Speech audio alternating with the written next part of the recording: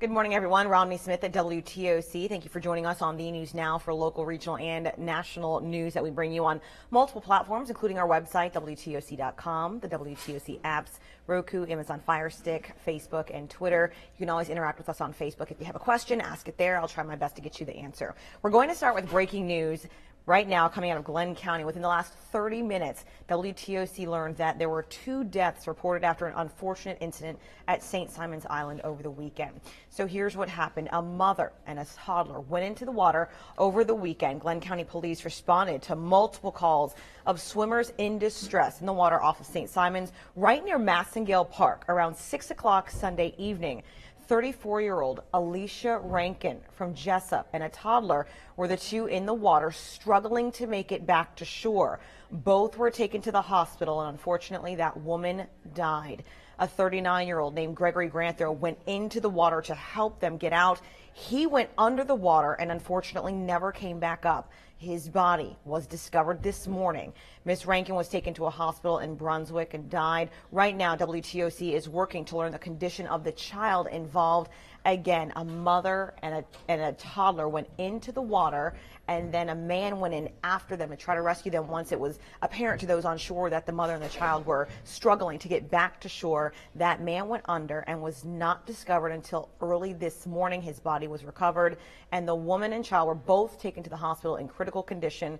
We have received word that Miss Rankin died yesterday. We're still awaiting news of what happened to the toddler that was involved in this situation. Certainly our thoughts and prayers going out to those people involved in that deadly accident. We also have more information. 2 people are dead following a really bad wreck over the weekend. So it happened on I-95 northbound, right near exit 94. Chatham County Police say 1 person was airlifted to the hospital after that one vehicle crash. All 3 lanes were closed for several hours, and traffic was backed up as crews worked to investigate and clean up the scene. WTOC is working to learn the victims' identities after their families are notified. Of course, that is standard operating procedure. Many of you like to ask who was involved, where were they from. We won't know until their families are notified. And of course, that is the right thing to do, to tell the family members first. They should never have to learn out from the media. So we're just being respectful of their time, waiting for that information to be released, and then we will pass it along to you. I have a lot of you guys right now on Facebook saying good morning. Prayers to the families involved from those 2 people, the woman and the toddler who went under, and the man that went back after them who drowned. His body was found this morning, so thank you so much. Jen, I'm actually seeing things that say no sound, so I don't want to check that really quick. Okay, now people are saying they have sound, so I think we should be good. Thank you guys for chiming in and letting us know.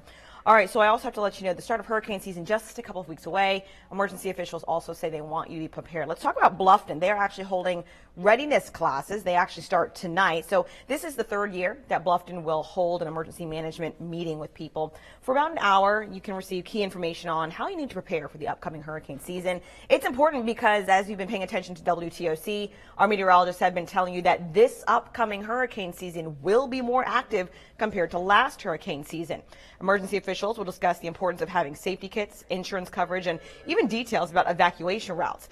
And with more and more people moving to Bluffton, we know that area is really starting to boom. The department's strategic plan continues to change to accommodate all of these new housing developments. And they say it's important that people prepare now so they're not scrambling at the last minute.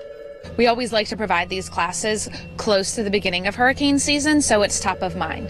We want people to come to this class, learn what they should be doing right now before a hurricane hits, so they can go home and the next day put their kit together, get their list of medications, touch base with their pharmacy.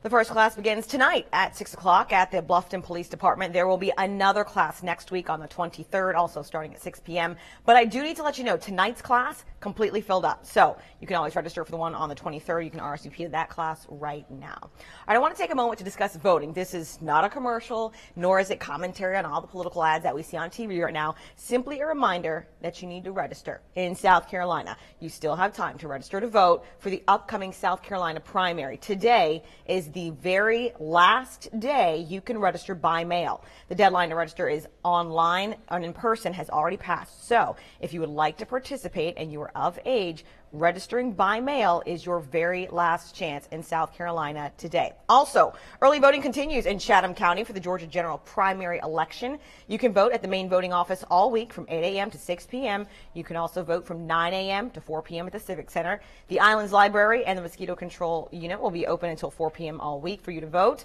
Registered voters on the south side, you can go to the Southwest Library from 10 to 4. Early voting wraps up this Friday. Keep in mind, Chatham County in Georgia, the main voting day is May 22nd. We have information on our website, WTOC.com. Our wonderful warm weather that we've been enjoying for the past week or so is kind of coming to an end. Let me give you a vision right now of the Beaufort Memorial area. You see those big fluffy clouds in the air? Yeah. They're not blocking the sun all too well. I mean, it's a little gray out there right now, but you know what? The sun will come out later. Today will be mild. We are expecting a lot of clouds throughout the day. Temperatures will still warm up, though. High 70s. Some of you guys will see the low 80s. However, I do need to let you know rain chances are increasing throughout the entire week, and tomorrow we will be hit. I know technically we don't like the rain this time of year. We like to enjoy the warm weather, but technically we're still in the drought situation, so we do need the rain. One of our meteorologists will do a digital update at 11 o'clock this morning to give you more information on today's weather as well as the rain chances as they increase the rest of this week. I want to get back to Facebook right now to see if we have any questions. Sending prayers for the family from Brenda Strickland. We certainly appreciate that. Angela Phillips asking, what does this hurricane season look like? So Colorado State University, which a lot of meteorologists use, they actually sent out a prediction early. This hurricane season is expected to be a little bit more busy. They have slightly more named hurricanes and an increase in the number of major hurricanes being defined as a category 3, 4, or 5. So we all know what happened last season. We are expected to be a little bit more busy this year. So stick with our meteorologists. And we also have a hurricane special coming up that we will be bringing you even more information. So thank you very much for your question. Glad I could answer that for you. And hello to all of those you who are watching, those of you who want the information on the biggest story that we have. Within the last 40 minutes at this point, we got news actually out of Glenn County, St. Simons Island. A mother and a toddler went into the water yesterday, and unfortunately they were struggling to get back to shore, and a 39-year-old man went in after them to bring them back. Unfortunately, he went under the water and they could not find him. The mother and the small child were brought back to shore, taken to the hospital in critical condition. That mother unfortunately died.